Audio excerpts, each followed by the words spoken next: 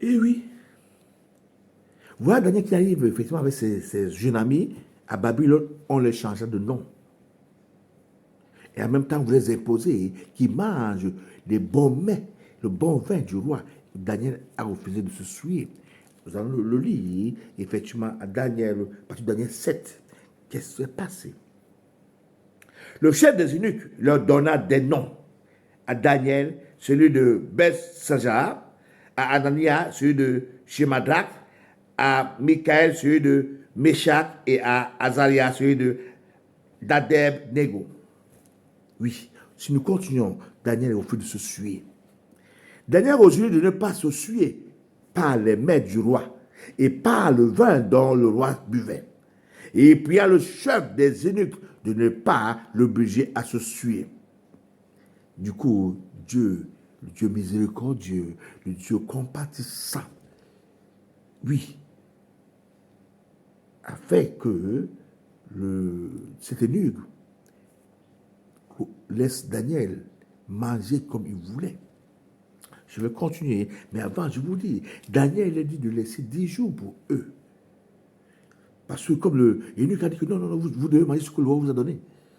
Parce que si demain, le roi vous trouve que vous êtes maigre, et que c'est moi, c'est ma tête que vous voulez.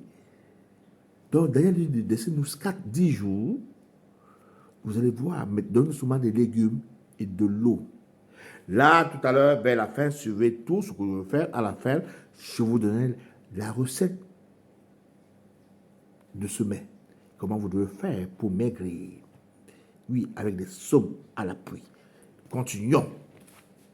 Qu'est-ce que Daniel 9 dit? 1,9 dit. Dieu fit trouver à Daniel faveur et grâce devant le chef des eunuques.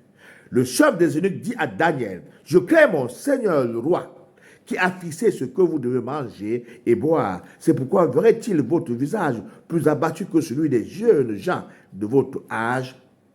Vous exposez ma tête auprès du roi. Alors Daniel dit à l'intendant à qui le chef des eunuques avait remis la surveillance de Daniel, de Anania, de Michael et d'Azaria. Éprouve tes serviteurs pendant 10 jours. Oui, pendant 10 jours. Éprouve-nous. Et qu'on nous donne des légumes à manger et de l'eau à boire. Tu regarderas ensuite notre visage et celui des jeunes gens qui mangent les mets du roi. Et tu agiras avec tes serviteurs d'après ce que tu as vu. Alors, l'intendant les accorda les 10 jours. Le 10e jour est arrivé, il a vu que Daniel et ses compagnons étaient plus frais que les autres qui étaient déjà gros comme moi. Hein? Le bon vin, la bonne bouffe que nous ne faisons jamais, ça nous fait grossir, ça nous fait changer. Daniel a refusé de grossir, de changer, de rester intact en mangeant que des légumes. Je vous ai dit à la fin, hein, je vous donnerai la recette pour ne plus grossir, pour être en forme. Cette recette fera que Dieu vous fortifiera tout le temps si vous la suivez à la lettre. Oui. Voilà Daniel maintenant. Après les 10 jours, l'eunuque présenta Daniel devant le roi.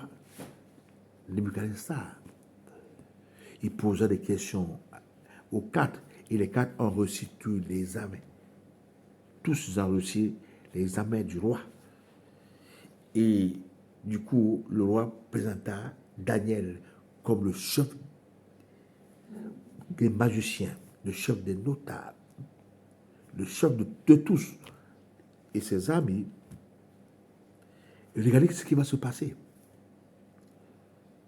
Quand Daniel est parti, le roi la nuit, il fait un rêve. Il rêve et il a été effrayé. Il fait venir ses mages, ses magiciens, ses astrologues pour lui dire son rêve, pour l'interpréter et expliquer son rêve. Oui, les magiciens sont mis à dire, mais grand maître, que ta vie soit éternelle, vie éternellement.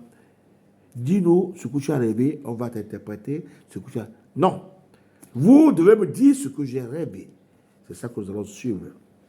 On continue dans Daniel pour voir les effets de Daniel. Ce jeune homme qui a l'esprit de Dieu depuis son bas âge. Ce jeune homme qui a été courageux, qui a refusé de manger ce que Et le roi lui donnait. Et le bon vin, la bonne nourriture, il préférait manger que des légumes. Oui, nous allons le suivre.